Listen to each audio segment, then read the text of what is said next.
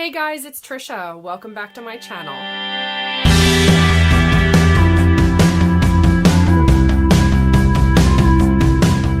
So now that I have another cup of tea from bulk filming, my first cup only made it so far, I'm ready to give you my spoiler-free review for The Diviners by Libba Bray. This one I thought I had read.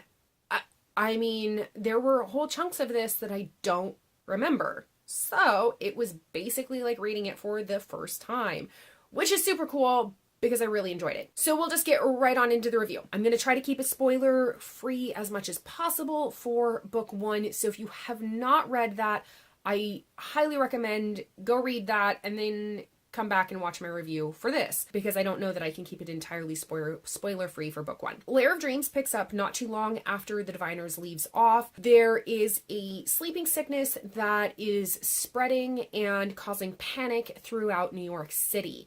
And we get to follow some of the main characters, the same characters that we met in book one. Evie has become a media sensation. She is known as the Sweetheart Seer. She has her own radio show. Sam is still in search of answers to his mother's disappearance, and we get to follow some of the other characters as well. Henry actually takes more of a main seat in this story. He's going in search of his long-lost love, Louis, that he had to leave behind when he left Louisiana.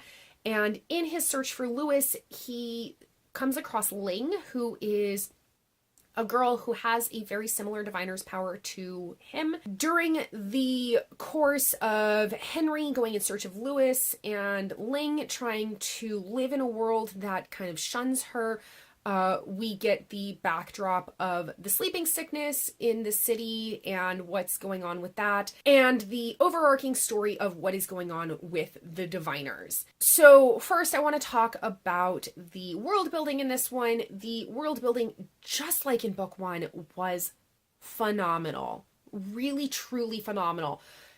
Libba Bray did a fantastic job in this of creating a world that's just so easy to fall into. She creates a world that's so atmospheric and was so easy to feel like you're a part of it. And I think a lot of it has to do with a lot of the research that she did. Again, like, she creates this really wonderfully spooky, creepy atmosphere. She creates this beautiful world where you can tell that it's the 1920s in New York rather than being an ambiguous time period with trying to mishmash different details. And the world that she crafts is done with such care and such beauty that I had no problem. Like, I'm one of those readers that every once in a while when I come across something, a particular type of book, like, I just see it and I know how it would adapt, like, visually in my brain if I were to see it on screen. Libba Bray does that so well in this series. I really applaud her at her fantastic world building. So for the characters in this is where this book, besides the world building, this book shines so well with its character development and its character building. This one is more character centric than plot centric. Unlike the first one, it was kind of like half and half. This one is definitely more weighs on the characters and how that progresses the story. We get to learn so much about the characters to the point where during the course of the story, Evie, there was a little bit of a hinting at a love triangle at the end of the Diviners.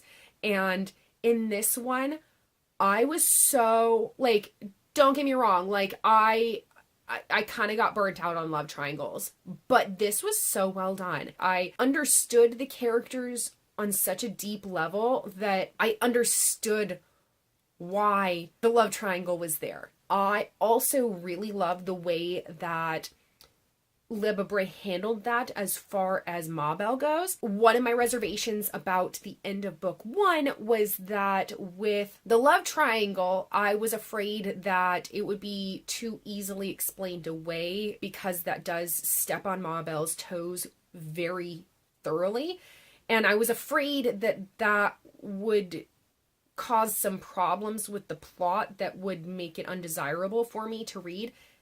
And Libba Bray handled that so well in this story that I really like how that conflict arose in this story. So I won't give any spoilers on that, but very well developed characters and the well developed conflicts, the inner conflicts that they face in this. And also for the characters, there were different little interludes between some chapters where we got to touch base with each of the characters. So like some of the chapters switch different points of view depending on who we're following. And then there was an interlude chapter where we would get to touch base with each of the characters. That was so clever and so well done to remind you that they're still there, that even though that we haven't touched base with this character for a couple of chapters, they still exist and they're still doing things in the world that we're not seeing happen exclusively. And those interludes gave such amazing character insights. So the characters in this, I think, are one of the strongest features of this novel. Now for the plot, I think that in this book, Libba Bray did a fantastic job of weaving the plot line of this book's plot with the sleeping sickness with the overarching plot of the series, with the diviners themselves and, you know, what is going on with them and how they came about and all of that. Libba Bray did a great job of weaving those two storylines together in a way that, now that I look back on it, the diviners, and I'm not going to drop my rating on it, I don't care, it's still a 5-star read, I loved it. The diviners didn't have that same strength that this one does as far as weaving the plot lines together. Libba Bray did a fantastic job of weaving those two plot lines together. However, the plot for this book with the sleeping sickness was not as solid as I would have liked. It struggled just a little bit at the beginning. It was a little bit slow.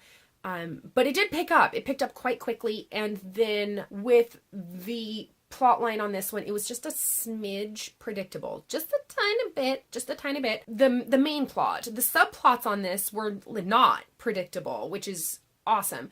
So I think the only place that this book suffered was with its main story plot line. And so for this book, I did end up giving it a 4.75 out of 5 stars, just because it started a little slow and the main plot for this book was not as strong as I would have liked. Everything about it else was so good. So good.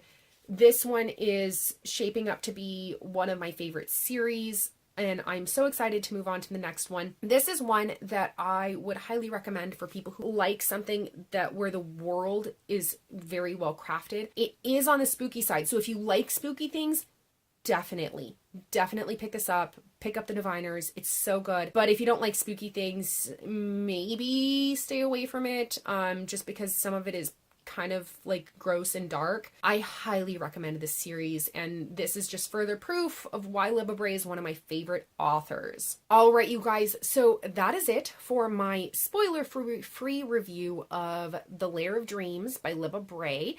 Let me know in the comments down below, did you read this book? What did you think of it? Let me know if you've read any other Libba Bray books. I read the Gemma Doyle trilogy, and once I finish up with the Diviners series, I'm going to pick up some of her standalone novels, so I'm really excited to get to those. But let me know in the comments down below what you thought of this book. I would love to chat about it.